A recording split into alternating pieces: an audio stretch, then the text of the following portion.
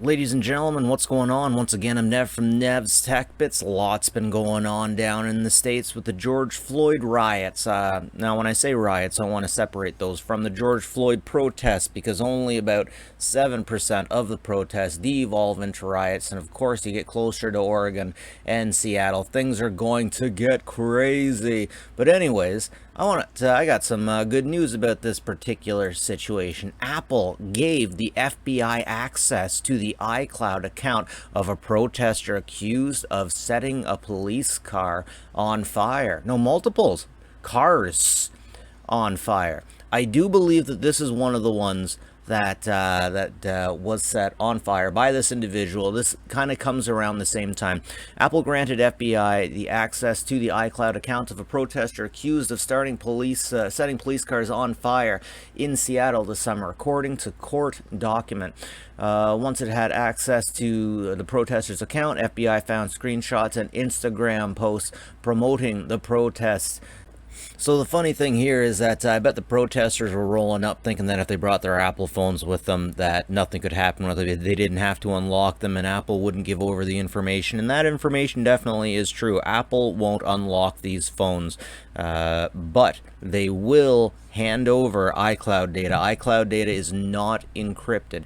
iPhone data is. So if it's on your phone, it's encrypted and nobody can get to it ultimately. But if it's on the cloud, Apple's got that information. It can hand it out if it has the right warrants.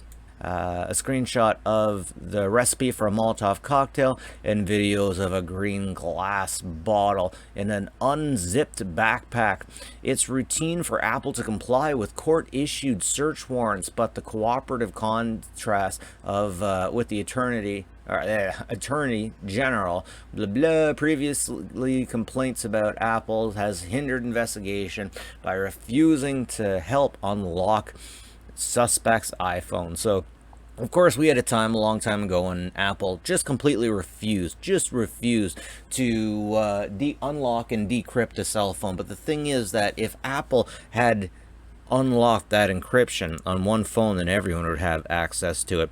But the thing is that anybody could get access to it if they were a hacker, if they made a backdoor on it. So they didn't want to make a backdoor on it, so everyone in the US was really pissed off about that.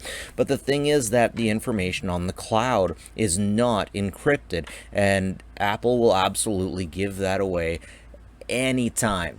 Apple's okay with giving that away. As FBI officers were investigating Seattle man, police car set on fire, they turned to Apple for help. Apparently in the warrant it only asked for information from Verizon, but that seemed to be enough to get into Apple to get Apple's information. It's a routine for Apple to comply with court-issued search warrants by handing over suspects' data to investigators, but the episode detail in court documents and previous reports by Forbes shows just how valuable a suspect's smartphone data can be for an investigation. These guys aren't learning. You got to take a burner phone to one of these. A burner phone. That's I did not mean to do that. And contrast with previous public clashes between FBI and Apple, federal prosecutors are now charging the suspect, Kelly Jackson of Edmonton, Wisconsin. That really sounds like a female name, with 2 counts of arsons and unlawful possession of a deadly device. Jackson is accused of throwing 2 Molotov cocktails that burned police cars during the Seattle protests against police in May. Investigators identified Jackson using surveillance footage and obtained a warrant to search his cell phone location data provided by Verizon. The Verizon data showed that the general location of Jackson's iPhone when he made 6 calls on the day of suspected firebombing, all which placed him near, we got some geofencing going on here, placed him near the scene of the fire. It also revealed Jackson was using an iPhone 7.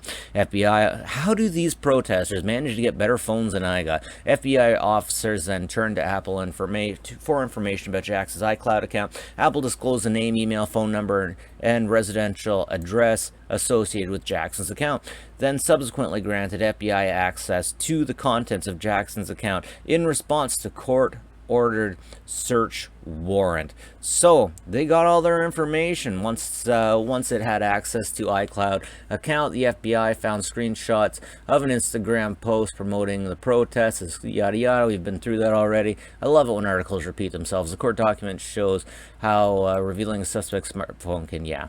Okay, just repeating ourselves again. Anyways, yeah, that's it.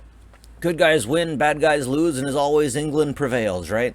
That seems to be what is going on. They're catching the people doing the bad things. That's right. Anyways, they'll get you. Sooner or later, gonna get you. Sooner or later, the man's gonna come to town. So you gotta be real careful. The black bloc isn't going to help you in every situation. That's it for me, folks. Have a good one, and take care of each other.